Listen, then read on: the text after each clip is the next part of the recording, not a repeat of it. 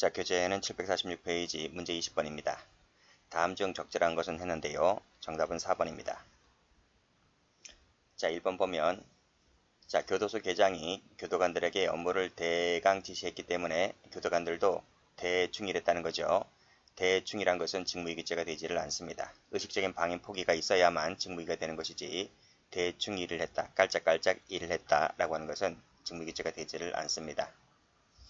저 서류심사가 완결된 상태에서는 배점 방식을 변경했다 하더라도 직권남용이 되지를 않습니다. 3번 즉 공무원의 지위를 떠났기 때문에 지금 현직자는 아니라는 거죠. 따라서 그때는 현직자가 아니므로 수뢰죄의 주체가 될 수가 없습니다. X. 사후수뢰죄는 될 수가 있겠죠. 그런데 129조 1항에 해당되는 단순수뢰죄는 성립하지 않게 됩니다. 자, 도청장치를 설치를 했는데요. 회의 전입니다. 회의 전에 발각되어서 제거가 된 겁니다. 자, 직권남용죄 기수가 될 수 있을까? 기수가 될 수가 없죠. 회의 중이라면 모를까요? 회의가 열리기도 전에 제거가 되었기 때문에 도청당하지 아니할 권리가 현실적으로 침해됐다라고는 볼 수가 없겠죠. 그렇기 때문에 직권남용죄 기수는 될 수 없다는 것이 판례입니다.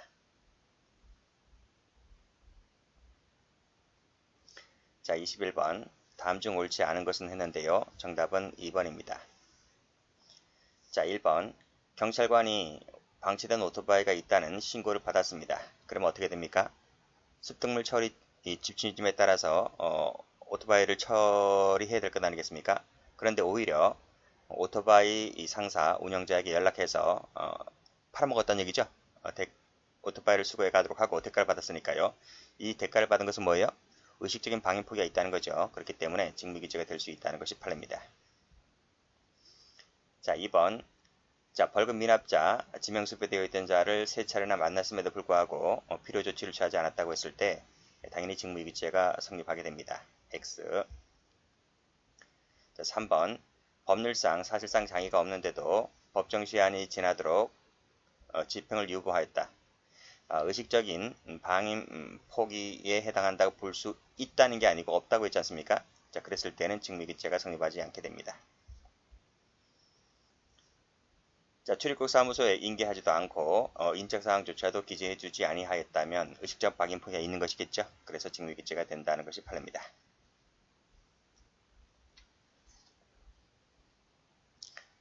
자, 22번입니다. 다음 중 옳지 않은 것은 했는데요. 정답은 2번입니다. 자, 옳은 것은 디귿, 리을, 미음, 동그라미. 자, 기억번입니다. 자, 직무상 비물은 법령에 한한다. 법령에 한한다. 이게 판례입니까? 지금 판례에 의한다 했습니다. 법령에 한하지 않고 플러스 알파가 더 있죠. 자, 그것을 쭉 내려가면 자, 전 시간에도 했는데요. 이 법령에 의한 직무상 비밀이라고 법조문에는 그렇게 규정되어 있습니다. 법령으로. 그런데 판례는 어떻게 해석을 하냐면 이 법령이라고 해서 반드시 법령은 아니다. 법령 외에도 뭐가 있다? 그 외에도 실질적으로 비밀로서 보호할 가치가 있는 것이라면 이 법령에 포함된다고 보고 있는 겁니다. 그래서 법령 플러스 알파가 더 있다는 거예요. 이렇게 해석하는 것이 판례입니다. 그래서 이 알파라는 부분이 빠졌기 때문에 틀린 거예요. 하나한다 X. 자, 공무원 을을 교사하여 체포영장 발부자 명단을 받았을 때 을은 공무상 비밀 누설죄, 갑은 그 범죄의 교사가 된다. 교사 됩니까? 총칙상의 공범규정 적용되지 않죠. 그래서 교사는 성립하지 않고 비밀 누설죄만 처벌합니다. 자, 디귿번. 자, 보호법익은 국가기능을 보호하기 위한 것이다. 맞죠? 4번. 자, 수사 책임자 을의 잠정적인 판단이 있을 거예요. 그러니까 수사를 진행할 것인가 말 것인가, 기소할 것인가 말 것인가, 이런 잠정적인 판단을 그 대상자에게 전달한 것은 공무상 비밀 누설죄가 될 수 있다는 것이 판례입니다. 자, 미음번. 자, 127조는 각칙조문이잖아요. 각칙에는 누설하는 자만을 처벌하고 있습니다. 하는입니다. 누설하는 자만 처벌하고 있고 그 상대방은 처벌 규정이 없습니다. 그래서 일방만 처벌하는 것이죠. 자, 그런 점을 비춰봤을 때 형법상의 총칙상의 공본 규정은 적용되지가 않는다. 그쵸? 각칙이 우선이기 때문에요. 각칙이 이렇게 규정해 놨다면 각칙대로 가는 것이지 총칙이 적용될 수 없는 것이죠.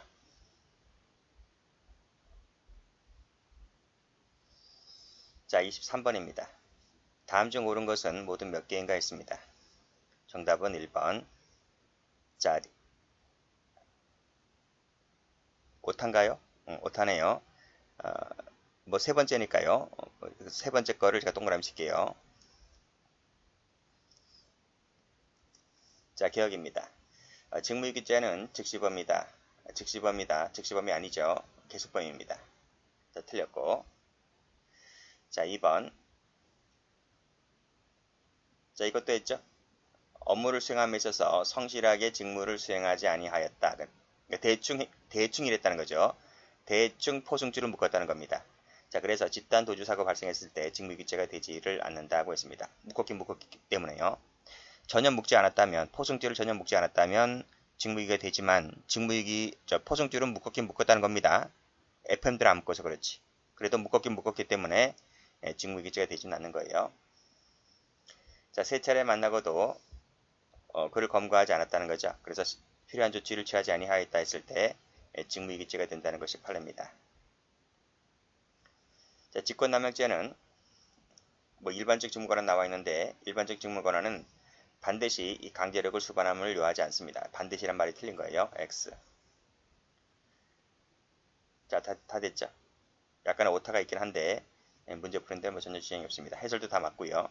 여기서도 디귿 리을 있는데 뭐 여기서 굳이 뭐 바꿀 필요는 없다고 생각합니다.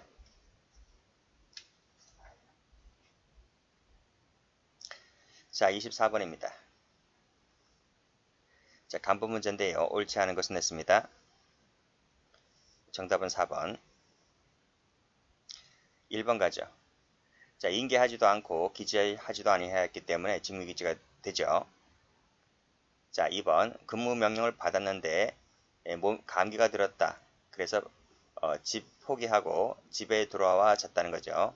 이것은 직무유기죄가 됩니다. 아프더라도 직원들이 있는 그 장소에서 잠을 자야지. 그렇죠? 직원 숙식이라든지 아예 그 직장 근무지를 이탈해서 집에 돌아와 자버리게 되면 이 직무유기죄가 된다는 것이 판례입니다. 3번. 자, 현행범인 체포서를 작성해야 되는데 현행범인 체포서를 작성하지 아니하고 임의동행 동의서를 작성했다는 거죠. 두 번째는 검사 지휘도 받지 않고 제대로 조사하지도 않고 석방했다는 이런 부분들을 고려해 봤을 때 직무유기죄가 된다는 것이 판례입니다. 4번. 자, 적절한 조치를 취하지 아니하고 피해 압수자에게 돌려주었다라고 하는 이 부분입니다. 이것은 자기범만 해당되죠. 부자기범은 성립하지 않죠. 자기범이 뭡니까? 해설가 보시면 증거인멸죄입니다. 증거인멸죄만 성립하고 따로 이 부자기범은 성립하지 않는다 이렇게 본 거예요. 총론 시간에 배웠죠. 25번입니다. 다음 중 직권남용죄가 성립하는 것은 모두 몇 개인가? 정답은 2번. 기억, 니은, 동그라미. 자, 검찰 고위 간부가 검사에게 야 그만 내사 중도하고 그만 종결 처리해 라고 했을 때 직권남용이 된다는 것이 판례입니다. 자, 특별교부세 대상도 아닌데 지금 그 징계축잡을 지원하는 특별교부세 교부신청, 교부결정을 하도록 하죠. 대상이 아닌데도 불구하고 이런 결정을 하도록 하게 한 것은 직권남용죄가 된다는 것이 판례입니다. 자, 기업 매세나는 직권남용죄가 되질 않아요. 그래서 관계자들이 특정 미술관에 후원금을 지급하도록 한 것은 직권남용이 되지를 않는다는 것이 판례입니다. 이 기업 매세나가 뭐죠? 기본 강의 때도 설명드렸는데 우리나라 대기업은 우리나라 국민들이 그 대기업의 제품을 구매를 해주니까 그 대기업이 크고 성장한 거잖아요. 그쵸? 뭐 걔네들이 이뻐서 해준 게 아니고 우리나라 제품이기 때문에 우리나라 국민들이 사준 거예요. 그러면 대기업들이 우리나라 국민들 때문에 돈을 벌었기 때문에 대기업들은 우리나라 국민들을 위해서 문화 혜택을 뭔가를 해줘야 되는 거예요. 뭐 미술관도 짓고 영화관도 짓고 뭐 이렇게 짓지 못하더라도 어떤 후원하는 그런 것들을 많이 시행해야 됩니다. 그런 것이 이제 기업 매선 활동인 거예요. 자, 이런 것은 직권남용이 되지를 않는다. 대검찰청 공안부장과 한국조폐공사 사장에게 뭘 했나요? 쟁의행위, 노조 구조 조정에 대해서 통화를 했다는 것인데, 이 대검찰청이 조폐공사의 쟁의행위와 구조조정과는 뭔 관계가 있는 건가요? 직무 관련성이 없잖아요. 직무 관련성이 없기 때문에 직권남용죄가 되지를 않는다는 것이 판례입니다. 자, 26번. 자, 다음 중 옳지 않은 것은 했는데요. 정답은 2번입니다. 자, 1번. 법령상 보호되어야 할 이익이면 족하다.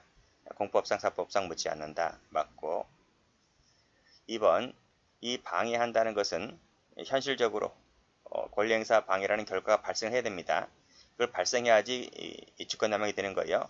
근데 이것이 발생하지 아니하였다면 기수가 인정될 수 없다는 것이 판례입니다. 이것이 앞에서 말씀드렸던 그 도청기 설치입니다.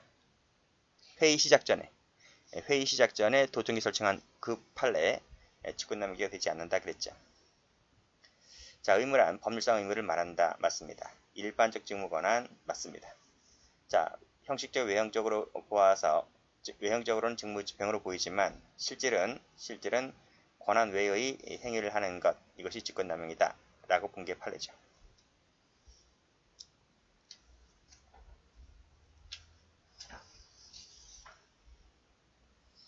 자, 27번입니다.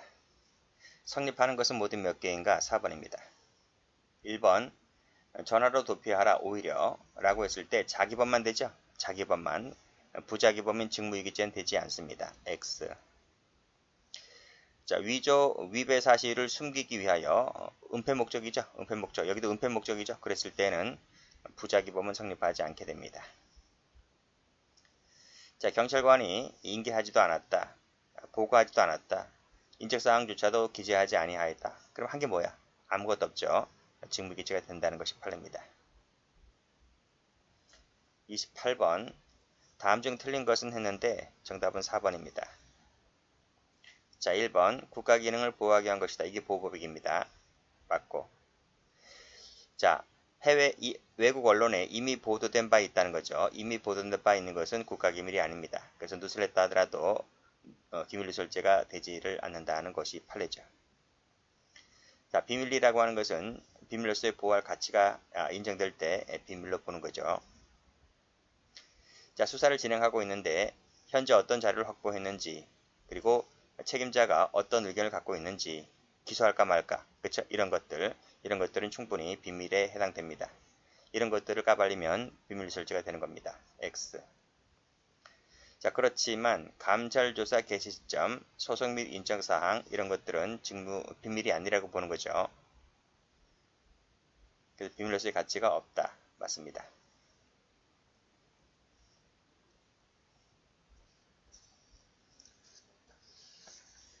자, 29번입니다. 다음 중 옳은 것은 했는데 정답은 3번입니다. 자, 1번. 자, 불법 체포 감금죄, 불법이 들어가 있죠. 이것은 진정인가요, 부진정인가요? 진정인가요, 부진정인가요? 이거는 부진정으로 봅니다. 부진정. 왜냐하면 이 불법을 가려볼게요. 불법을 가려버리면 체포감금죄 처벌하는 조항이 있죠. 우리 앞에. 근데 불법이 붙어버리면 형이 높아집니다. 형이 높아져요. 그러니까 불법이 들어가면 이 주체는 뭐 경찰이나 검찰, 수사관들을 얘기하겠죠.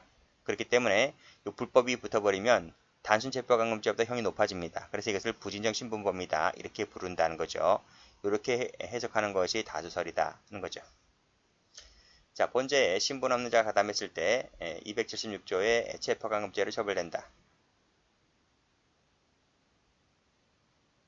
그런가요? 그렇죠. 그런데 이렇게 되려면 이걸 부진정으로 봐야지 이렇게 되는 것이지 진정으로 보면서는 이렇게 되지 않는 거예요. 그래서 어쨌든 이 부분이 틀린 겁니다. 이걸 부진정으로 바꿨을 때에 맞는 지문이 됩니다. 자, 2번. 집행관은 불법 감금죄의 주체가 될 수 있다는 것이 판례죠. 성립하지 아니한다. X. 자, 사무실 안팎으로 내왕하게 하였다 하더라도 밖으로 나가지 못하도록 하는 유형 무형적 억압이 있다면 이것도 불법 감금이 됩니다. 너무 쉽네요. 1번이 약간 어려울 뿐이지 2, 3, 4는 다 2번, 3번은 판례라서 쉽습니다. 자, 4번이 약간 어려울 수도 있겠죠. 불법 체포감금죄와 폭행가혹행위죄는 모두 다 미수범 처벌조항이 있다. 자, 앞에 건 맞아요. 그런데 폭행가혹행위죄는 미수범 처벌조항이 없습니다. 1번은 이론, 4번은 법조문인데 이론과 법조문이 약간 좀 어렵죠? 원래 판례보단 어려워요. 판례가 그나마 쉽다고 생각하시면 됩니다. 정답은 3번이 나와버렸기 때문에 이 문제 자체는 어려운 문제가 아니었던 것입니다. 자, 그렇지만 나머지 지문들도 봐두시고. 자, 30번입니다. 자, 직무유기죄가 성립하는 것은 모두 몇 개인가? 1번입니다. 전부 다 성립하지 않아요. 자, 1번 보면 범칙자를 찾는데 급급했다. 급급이라는 단어 때문에 직무유기죄가 되지 않고, 자, 세무공무원이 통고 처분이나 고발 조치 등의 절차를 취하지 않았다는 거죠. 이 세무공무원은 이런 조치를 취할 의무가 없죠. 그래서 이런 조치를 취하지 않았다 하더라도 직무유기죄가 성립하지 않습니다. 출원인이 어허가를 받을 수 없다는 것을 알면서도 부하 직원으로 하여금 기한문을 작성하게 하고 스스로 중간결제를 하는 등 위계로서 이 최종 결제를 받아냈을 때에는 뭐만 됩니까? 그때는 위계에 의한 공지방만 됩니다. 자기범이죠. 이것만 되는 것이지 별도로 부자기범에 해당되는 직무유기죄입니다. 이 죄는 성립하지 않는다. 그래서 X입니다. 자, 4번 비리 은폐 목적이죠. 자, 그랬을 때 역시 마찬가지로 디귿번처럼 자기범에 해당된다. 그래서 허위 공문서 작성죄만 됩니다.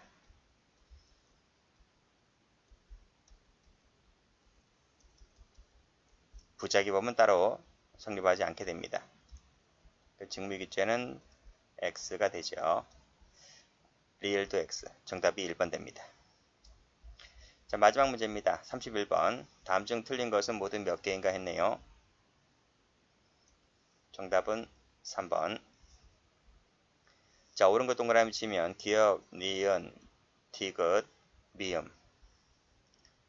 자, 기역번 가죠.